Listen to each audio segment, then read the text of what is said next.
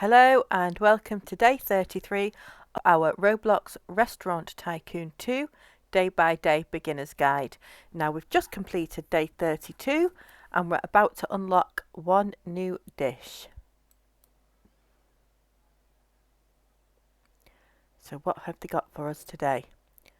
Oh, it's a muffin for the kids' meal. Now we already have that for the adults' meal. So we'll select that. So we've had quite a few customers pay from the meals that they had yesterday. So let's go collect some cash. Oh, there's lots, isn't there? That's good.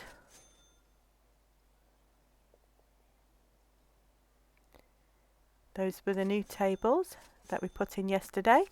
Now, if you haven't seen any of the previous episodes, I'll put a link to those in the, I'll put a link to the playlist, which is every one of them, in the comments for you. Okay. Wow, there's still more cash. That's wonderful. And we had $53 in the tip jar from yesterday.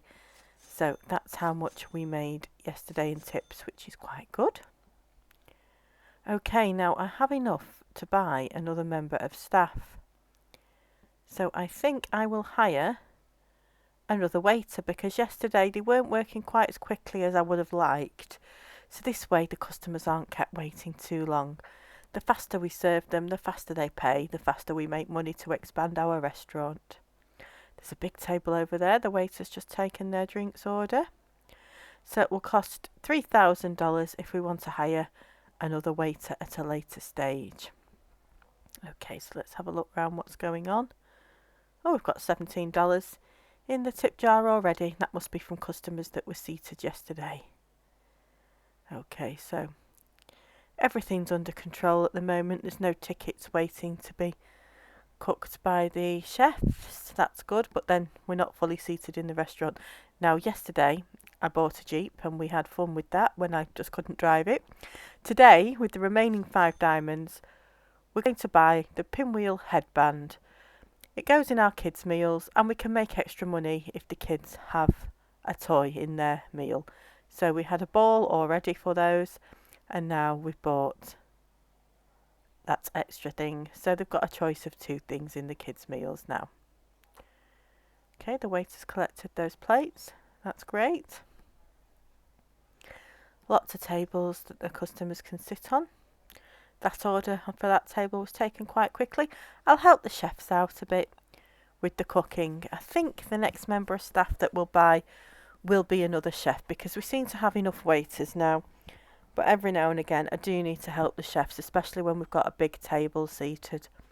And yesterday I did expand the capacity of some of the tables and pop some extra chairs on, so we may start to get a little bit busier than we were previously. Now at the end of today, what I'd like to do, once all the customers have gone, is move the kitchen back a bit, because I purposely kept the kitchen small so it would make it easier to cook things. But we've got that many chefs now, you can't really see what they're all doing. So I think we'll just make a bit more space in the kitchen at the end of the day. Now to do that, I'll need to close the restaurant. Well, I prefer to close the restaurant and do it when I don't have any customers waiting to be served. Well, I can't move the kitchen while the chefs are using it to cook anyway. So I won't do it just yet, but later on today I will close the restaurant so that we can make that change in the kitchen.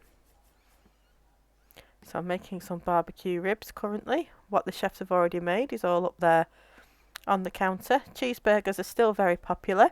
If you're a regular viewer, you'll know that was the very first item that we started serving in our restaurant.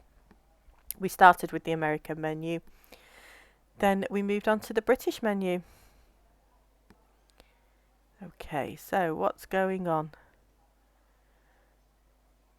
I'm going to close it down now because we are quite busy. So we've got enough tables seated, and when they've all finished, then we'll start moving the kitchen.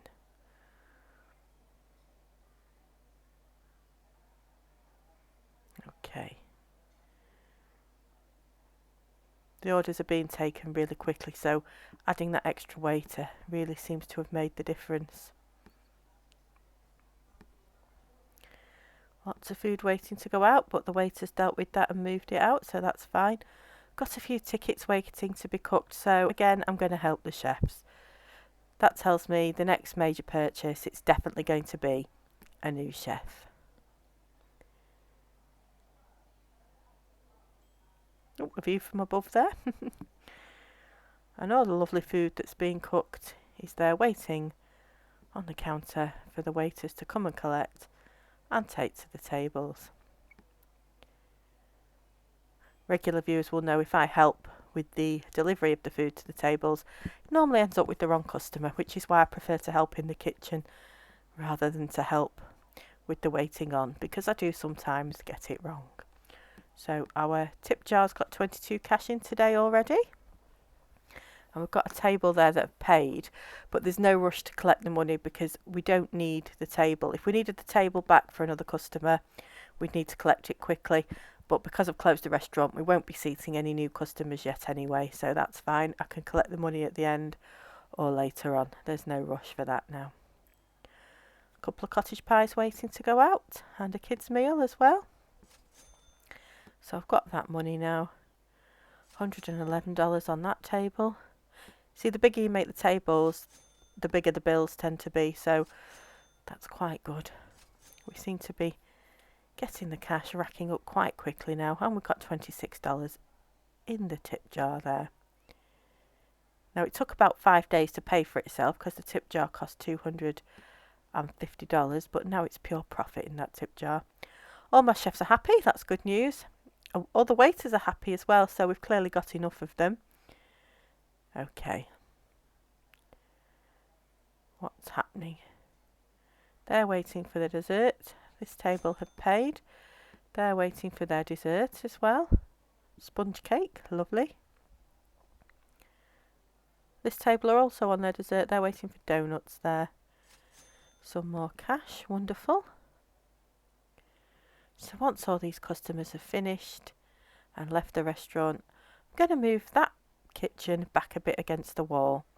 And over the next few days, we'll probably put some more units in so that the chefs have got a bit more space to work and we can see a bit better what they're doing, because at the moment they do tend to stand all on top of each other, which worked in the beginning, but now we've got that many of them, it's time to start spreading the kitchen out a bit. And we've expanded the plot, so we've got the space to do it now without sacrificing tables.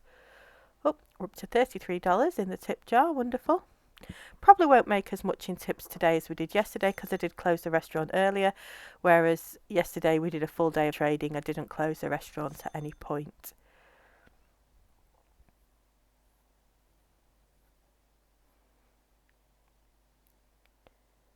Okay, there's no more meals to be cooked now, so go into the build menu, press up on the D-pad to move the furniture, select the piece you want, click on it, press up to move it, and then click to replace it. So there we go, got a bit more room. I'll probably put some more units in at some point in that gap there. $40 in the tip jar, so that was quite a good day for tips. I'm trying to move the fridge, but it won't. I'm wondering if that's because I've got the tip jar in it. I might have to store the tip jar first to move the fridge. I'll try again. No, it's not user error. Oh, well, that's day 33 completed. And I've got a rank of good because I cooked 9 dishes myself. So we're going to proceed to unlock our one new dish. Let's see what they've got for us today.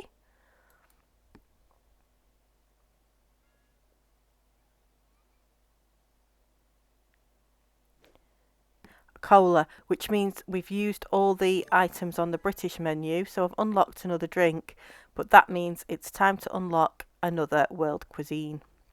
So we go to option 3, go up to the menu, restaurant menu, there it is.